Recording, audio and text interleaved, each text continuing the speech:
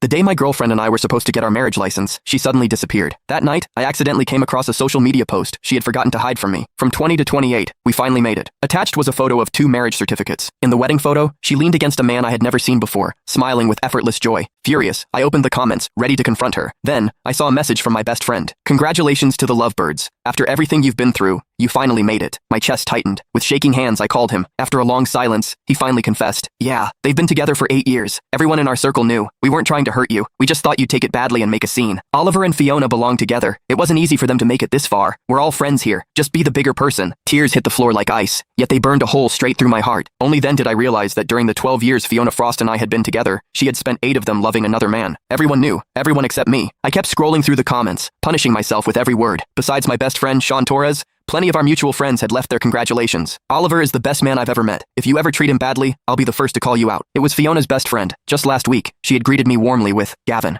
I'm so happy for Fiona. She's finally married the man she loves. Tonight, we're celebrating until we drop. That was my old college roommate. Have fun, but for Fiona and Oliver's sake, keep this quiet. Don't let a certain someone find out. That was Fiona's younger brother. Years ago, he had borrowed $80,000 from me to start his business and told me I was the only brother-in-law he would ever recognize. Don't worry, we've got this covered. For the prince and princesses happily ever after, we'll make sure the dragon never finds out. That was the new assistant at Fiona's company. He was a little slow and had nearly been fired several times. I was the one who spoke up for him and patiently taught him everything he needed to survive in the workplace. Thanks to that, he made it through his internship. I tilted my head back, stubbornly forcing my tears to stay where they were. Everyone knew Fiona had been with another man for the past 8 years. Everyone except me. To them, I was a certain someone in their private conversations. I was the dragon standing in the way of the prince and princess's happiness. I was the joke. The page refreshed, and Fiona's post suddenly disappeared. A second later, my phone rang. It was Fiona, who had been unreachable all day. "I'm sorry, Gavin. Our company's system had a major outage today, and I've been swamped. I haven't even looked at my phone. We've both been so busy lately. Let's put off getting our marriage license for now." She paused for a moment before adding, "Oh, by the way, did you happen to see anything interesting on social media today?" Her voice was tense. The clumsy probing was impossible to miss. I forced myself to sound normal. "I couldn't get through when I called you today, and I was at the hospital taking care of my mother. I haven't had time to check social media. Go take care of work. As for the marriage license, we'll do it whenever you're free." My mother had never been healthy. Last year, she was diagnosed with late-stage stomach cancer. The doctor said that, even under the best circumstances, she had maybe 3 years left. Her only wish was to see Fiona and me get our marriage license before I turned 30. Today was my 30th birthday. She was still lying in her hospital room, waiting to see our marriage license. But I could never make her final wish come true, because Fiona had already become someone else's wife. I sank into a corner of the hallway and ran a hand through my hair. Tears splashed onto my phone, blurring the bold black letters on the screen. After wiping it clean, I silently memorized the location of their celebration: Gilded Dining Room, Suite 302. The moment I pushed open the private room door, shimmering confetti rained down over me. As the glittering ribbon confetti drifted down, I caught sight of Fiona in another man's arms. She was leaning into his kiss, her